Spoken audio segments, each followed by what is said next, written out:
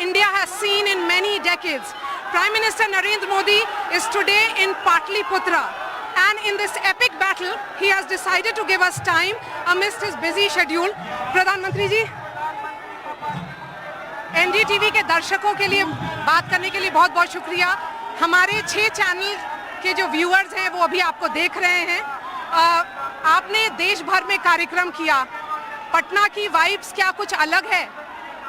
हिंदुस्तान के करीब करीब सभी राज्यों में मेरा जाना हुआ और मैं कह सकता हूं पूरे देश में भारतीय जनता पार्टी और एनडीए को 400 पार कराने का दृढ़ संकल्प है।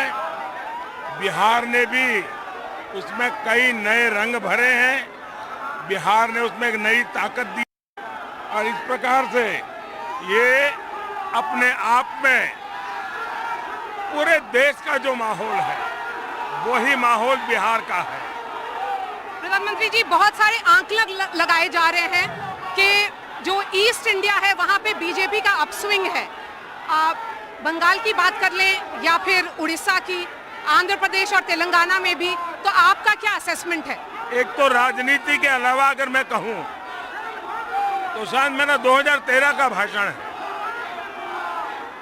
और तब मैं पीएम कैंडिडेट भी नहीं था कि भारत का विकास करना है तो हमें पूर्वी भारत को विकसित करना चाहिए, पूर्वी भारत को ग्रोथ इंजन बनाना चाहिए।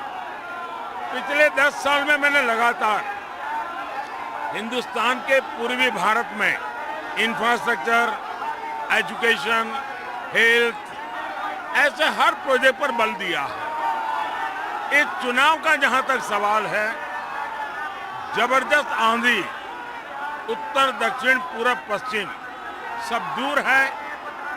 पूर्व में इस बार परिणाम ज्यादा मिलेंगे पहले की तुलना में और मैं मानता हूं देश के लोगों के लिए ये चौंकाने वाला, जैसे तेलंगाना, आप कल्पना नहीं कर सकते वैसा परिणाम तेलंगाना में मिलेगा, वैसा आंध्र में मिलेगा, वैसा उड़ीसा में मिलेगा, वैसा बंगाल में मिलेगा, पूर्वी भारत में मिलेगा, बिहार हो, झारखंड हो, आसाम हो।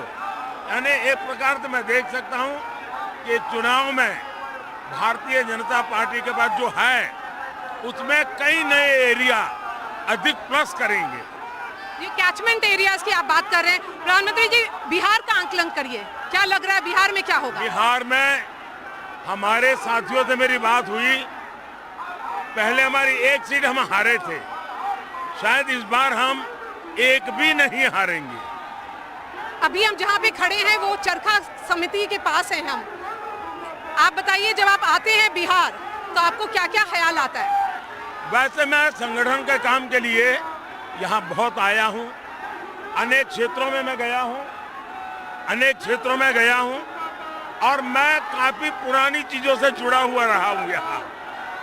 आप इस चुनाव को रेफरेंडम के तौर पे देखते हैं या गवर्नेंस मॉडल की लड़ाई देखते हैं? भारतीय जनता पार्टी ने देश को एक गवर्नेंस का मॉडल दिया है। देश ने कांग्रेस का मॉडल देखा है, देश ने लेफ्ट का मॉडल देखा है, देश ने मिलीजुली सरकारों का मॉडल देखा है और देश ने पूर्ण बहुमत वाले भाजपा एनडीए का मॉडल देखा है और वह गतिशील सरकार देखी है, निर्णायक सरकार देखी है, रिस्क लेने वाली सरकार देखी है और उसके आधार पर हम आगे बढ़ रहे हैं।